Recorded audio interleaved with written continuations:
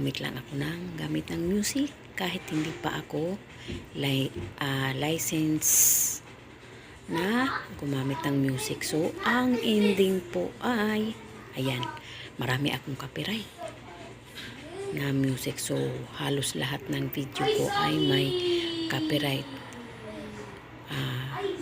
That was before na nung hindi pa ako na i-invite sa ads on reel.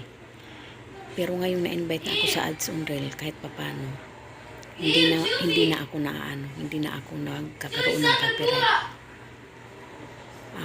Ang kailangan ko nga lang ay burahin yung mga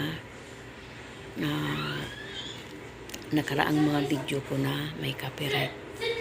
So, ang problema nga dito ay ang hirap hanapin nila isa-isa. Ang hirap nilang burahin isa-isa.